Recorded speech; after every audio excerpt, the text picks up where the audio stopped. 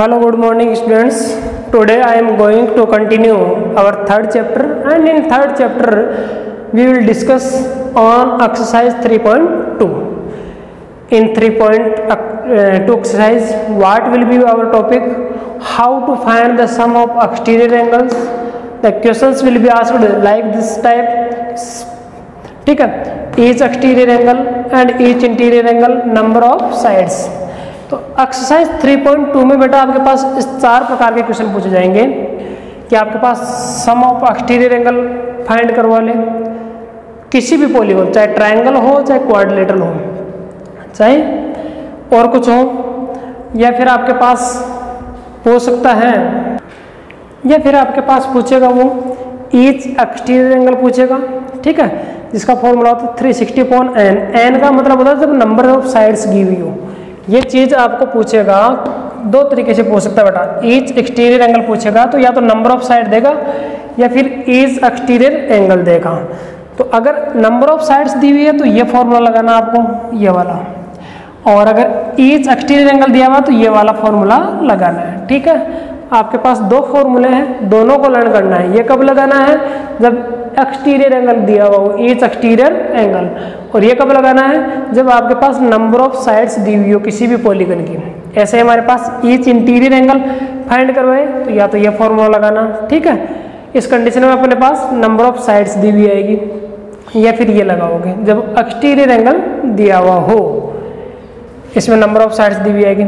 ऐसे number of sides find करवा सकता है। नंबर ऑफ साइड्स में भी आपको ये ध्यान देना है कि क्या गिवन है, क्वेश्चन में क्या गिवन है। अगर ईच एक्सटीरियर एंगल गिवन है तो ये लगाएंगे, और इंटीरियर एंगल गिवन है तो ये वाला फॉर्मूला लगाएंगे। ओके स्टूडेंट्स, तो आपके पास ये फॉर्मूले है बेटा, स्क्रीनशॉट ले लो, इनको लर्न करो। इनको लर्न करने पर ही आप क्वेश्चंस को सोल्व करने में एबल हो पाओगे, अदरवाइज आपके लिए नील बटा नील होगा। ठीक है, तो आइए अब हम क्वेश्चन सोल्व करते हैं। Let's solve the questions. Now look toward the board students. This is our first question. In first question, what is asked? Find the x in the following figures. ये जो आपके पास फिगर्स गिवन है, इनमें आपको x की value find करनी है। देखिए स्टूडेंट्स, इसमें हमारे पास इंटीरियर एंगल कुछ भी नहीं दिए हुए, तो लेना देना नहीं है इंटीरियर एंगल्स का। उस कंडीशन में आपको एक्सटीरियर एंगल्स के बारे में ही सोचना है। एक्सटीरियर एंगल्स में आपके पास में देखिए क्या है, ये 125 है, ये 125 है, ये x डिग्री है। एंटी क्लॉकवाइज इनको एक्सटेंड किया गया है। मैंने first online class first part था जो इस चैप्टर का, उसमें बताया था कि साइड्स को अगर एंटी क्लॉकवाइज प्रोड्यूस किया जाए, एक्सटेंड किया जाए, तो हमारे पास एक्सटीरियर एंगल बनते हैं, या फिर क्लॉकवाइज भी अगर अपन उनको घुमाएं तो एक्सटीरियर एंगल्स का निर्माण होता है। और उन एक्सटीरियर एंगल्स का सम कितना होता है? 360। चाहे साइड्स कितनी भी हो बेटा, इसमें साइड्स का कोई लेना देना नहीं है। तो sum of exterior angles is equal to 360। इन तीनों का सम 360 होता है। ऐसे इसमें देखिए 4 एंगल है, 1 2 3 4 5 है, सॉरी, तो इन 5 एंगल्स का सम भी कितना होगा? 360, क्योंकि ये एक्सटीरियर है। तो ये राइट कर दिया। अब इनका सम तीनों को ऐड कर दिया, इक्वल में 360 रख दिया, 1 ये 250 होता है, प्लस एक्स। इक्वेशन बन गई ना। अब आपके पास सेकंड चैप्टर के रूल्स काम में आएंगे। तो 250 को इधर सेंड करेंगे हम, तो 250 को सेंड करते हैं 360 माइनस 250, तो एक्स इक्वल टू कितना आ गया? 110। इसमें आइए स्टूडेंट्स, इसमें देखिए हमारे पास 5 एंगल है, 1 2 3 4 5, ठीक है। तो हम पाँचों का सम करेंगे, ये 70, ये x, अब ये पता नहीं है ये कितना है, तो अभी भी आपको पता है कि ये कितने का है? 90 का है, तो ये कितना जाएगा? 90 का। 180 में से घटा के प्राप्त कर लेते हैं। और ये भी कितने का है? 90 का। इसकी ज़रूरत है नहीं, इंटीरियर एंगल्स की हमारे को ज़रूरत ही नहीं है। इसमें एक्सटीरियर एंगल्स का बंदोबस्त होना चाहिए, जो हो चुका है। ये 2 एंगल नहीं थे इसमें, तो दोनों एंगल इन मार्क की सहायता से हमने फाइंड कर लिया है। तो 70x प्लस 90, और ये 60, ये 90, और बस ये हो गया 360 इक्वल में। इन तीनों को ऐड करेंगे, 1 2 3 चारों को, तो 310, और x का x और ये दोनों बेटा ऐड नहीं होंगे, ध्यान रखना इस बात का, क्योंकि ये कांस्टेंट है, ये वेरिएबल है। इसका उधर ट्रांसफर करेंगे तो ये माइनस में हो जाएगा, तो 360 माइनस 310 कितना आ जाएगा? 50 डिग्री। इस प्रकार से वैल्यू फाइंड करते हैं। क्वेश्चन नंबर सेकंड है, फर्स्ट सॉल्व हो चुका है। क्वेश्चन नंबर सेकंड में चलते हैं। ये देखिए स्टूडेंट्स, क्वेश्चन नंबर सेकंड है, क्या पूछ रहा है, find the measure of each exterior angle. ठीक है, ये पूछ रहा है और गिवन क्या है, साइड्स। देखिए तुरंत लिखेंगे, फर्स्ट नंबर ऑफ साइड्स कितनी है, n is equal to, number of sides का सिंबल क्या होता है 1, ओ n, तो n इज इक्वल टू 9 और ईच एक्सटीरियर एंगल हो जाएगा 360.9 इज इक्वल टू 40 डिग्री। तो ये आंसर आ जाएगा इसको सोल्व करने पर। ऐसे नंबर ऑफ साइड्स हमारे पास सेकंड पार्ट में 15 है, इसमें ईच एक्सटीरियर एंगल आ जाएगा 24 डिग्री। मेथड सेम है, बहुत इजी क्वेश्चन है, तो इस प्रकार से इसको सोल्व करना है। नेक्स्ट क्वेश्चन पर चलते हैं स्टूडेंट से। क्वेश्चन नंबर थर्ड है, हाउ मेनी साइड्स, यानी आपको नंबर ऑफ साइड्स पूछ रहा है कि कितनी साइड होगी ए रेगुलर पॉलीगन। एक regular polygon have the measure of N exterior angle is 24, उसका प्रत्येक एंगल कितने डिग्री का है, 24 डिग्री का है। ऐसा हमारे को रेगुलर पॉलीगन बताना है कि वो कौन सा होगा, उसमें कितनी साइड्स होगी। सबसे पहले तो बेटा हमारे को क्या गिवन है वो लिखेंगे, ईच एक्सटीरियर एंगल दे रखा है 24, वो राइट कर लिया है। क्या पूछ रहा है, नंबर ऑफ साइड्स पूछ रहा है। ठीक है, अब फॉर्मूला लगाएंगे, जो चीज़ पूछ रहा है उसका फॉर्मूला लगाएंगे, तो फॉर्मूला हो जाएगा 360 upon each exterior angle. Okay students, इसको इससे डिवाइड किया तो हमारे पास आंसर आ गया 15 साइड्स। ऐसा कैसा है, क्वेश्चन नंबर फोर्थ है। क्वेश्चन नंबर फोर्थ में देखिए, ये देखिए स्टूडेंट्स, क्वेश्चन नंबर फोर्थ है, how many sides does a regular polygon have. एक रेगुलर पॉलीगन में कितनी साइड होनी चाहिए, if the measure of each interior angle is 165 degree. उसका ईच इंटीरियर एंगल दे रखा हमारे को कितना, 165। तो सबसे पहले first of all we write what is given in the question. Question में क्या गिवन है उसको राइट कर लेंगे। ईच इंटीरियर एंगल गिवन है 165। पूछ क्या रहा है, हाउ मेनी साइड्स, यानी नंबर ऑफ साइड्स पूछ रहा है। तो स्टूडेंट सबसे पहले तो हम ईच इंटीरियर एंगल की हेल्प से ईच एक्सटीरियर एंगल फाइंड करेंगे। ईच एक्सटीरियर एंगल, तुरंत आपको क्या करना है, ईच एक्सटीरियर एंगल फाइंड करना है, क्योंकि ईच एक्सटीरियर एंगल से नंबर ऑफ साइड्स फाइंड करना इजी होता है। इसका फॉर्मूला होता है 180 माइनस 165, तो स्टूडेंट्स ये आ जाएगा 15 डिग्री। ओके, अब आप नंबर ऑफ साइड्स का फॉर्मूला लगाइए, तो ये हमारे पास ये आ गया है 360 अपॉन 15, तो इसका आंसर आ जाएगा 24। ओके स्टूडेंट्स, साइड्स 24 साइड्स होगी बेटा उस पॉलीगन में। ठीक है, इस प्रकार से होगा। क्या समझाया मैंने, अगर ईच एक्सटीरियर एंगल दिया हुआ जाए क्वेश्चन में, तो आपको ये डायरेक्ट फॉर्मूला लगा करके नंबर ऑफ साइड्स फाइंड करनी है। अगर ईच इंटीरियर एंगल दिया हुआ है तो इंटीरियर से पहले एक्सटीरियर फाइंड कर लेना और फिर यही फॉर्मूला लगा देना। ठीक है, अब नंबर ऑफ साइड्स का दूसरा फॉर्मूला मैंने लिखवाया था 2n-2 अब 180 अपॉन ईच इंटीरियर एंगल, तो उससे हेल्प से भी कर सकते हैं, लेकिन उससे थोड़ा बड़ा हो जाएगा। ठीक है स्टूडेंट्स, ये क्वेश्चन नंबर फोर्थ सोल्व होता है। आगे है हमारे पास क्वेश्चन नंबर फिफ्थ। ये क्वेश्चन आपको ध्यान से समझना बेटा, हालांकि इसका सॉल्यूशन आपको आ जाएगा पिछले क्वेश्चंस की तरह ही है दोनों क्वेश्चन, लेकिन आपको एक लैंग्वेज राइट करनी पड़ेगी लास्ट में। वो क्या है, क्वेश्चन क्या कर रहा है, इज स्टार्टिंग में आ रहा है, इसलिए इसका मीनिंग होगा क्या। इज इट पॉसिबल, क्या यह संभव है, टू हैव रखना ए रेगुलर पॉलीगन, एक रेगुलर पॉलीगन के लिए the measure of each exterior angle 22 degree, कि ऐसा पॉलीगन संभव है क्या जिसका ईच एक्सटीरियर एंगल 22 डिग्री हो। अगर बेटा पॉसिबल है तो जरूर कोई वो पॉलीगन होगा। इसके लिए आपको क्या करना पड़ेगा, नंबर ऑफ साइड्स फाइंड करनी पड़ेगी कि वो कौन सा पॉलीगन है जिसका ईच एक्सटीरियर एंगल 22 होता है। इसके लिए आपको नंबर ऑफ साइड्स फाइंड करना है बेटा। तो नंबर ऑफ साइड्स का फॉर्मूला होता है 360/n, तो 360/22। अब 360 को 22 से हम सोल्व करेंगे तो हमारे पास क्या इतना आएगा, 360/22 2 की टेबल से इसको सोल्व करेंगे तो 180 और ये 11 से इसको डिवाइड करेंगे तो 11 1 जा 11, 7 कैरी 7 रिमेन बच गया, 70 बन गया, 11 6 जा 66, 4 बच गया, 4 11। तो ये बेटा आपको पॉसिबल है क्या कि कोई पॉलीगॉन में 16 एंड 4/11 साइड्स हो, पॉसिबल नहीं है, क्योंकि साइड्स हमेशा या तो 1 होगी या 2 होगी या 3 या 3 से अधिक होगी।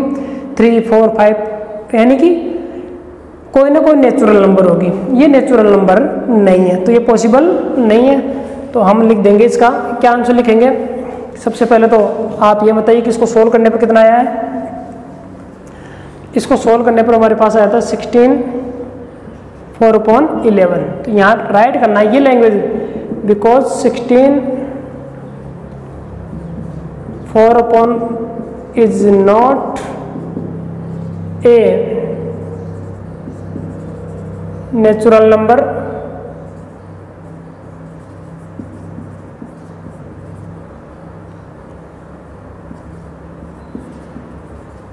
सो नो, इसका आंसर हो जाएगा नो,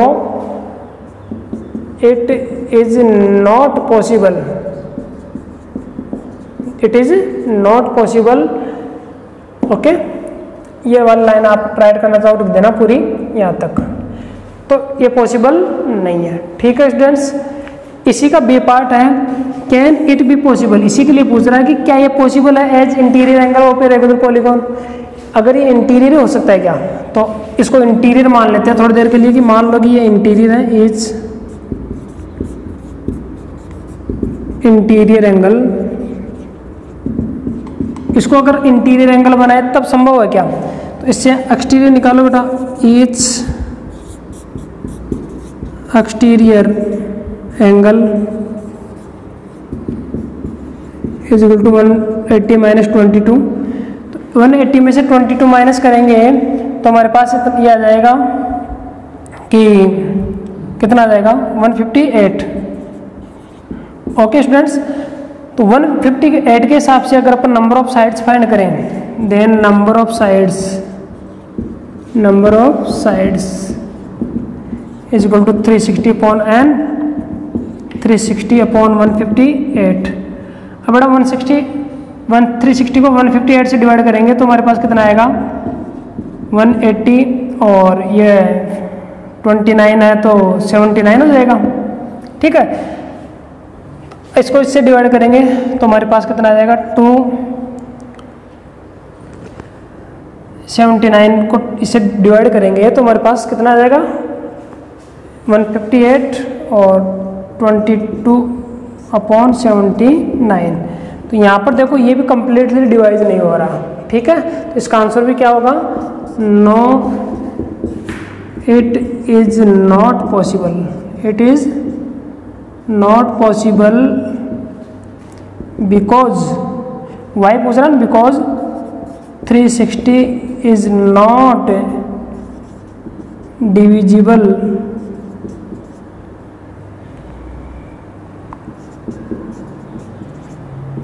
बाई 158। ठीक है, ये इसका रीजन हो जाएगा कि 158 से कंप्लीटली डिविजिबल नहीं है। ओके स्टूडेंट्स, नीचे आपको थोड़ा सा दिखाई नहीं दे रहा होगा तो आप इजीली देख लो क्या राइट करना है। ये है हमारा आंसर। ओके, 360 कंप्लीटली डिविजिबल नहीं है 158 से, इसलिए ऐसा पॉसिबल नहीं है। ओके स्टूडेंट्स, उम्मीद करता हूँ आपके पास ये क्वेश्चन समझ में आ गया होगा। ठीक है, ओके नेक्स्ट क्वेश्चन पर चलते हैं। ये स्टूडेंट्स क्वेश्चन नंबर 6 है, लास्ट क्वेश्चन है इस एक्सरसाइज का। क्वेश्चन कह रहा है what is the minimum interior angle of possible for a regular polygon. एक पॉलीगन है बेटा, उसमें साइड्स भी नहीं दी हुई हमारे को, तो इसमें कह रहा है मिनिमम इंटीरियर एंगल होना चाहिए छोटा से छोटा।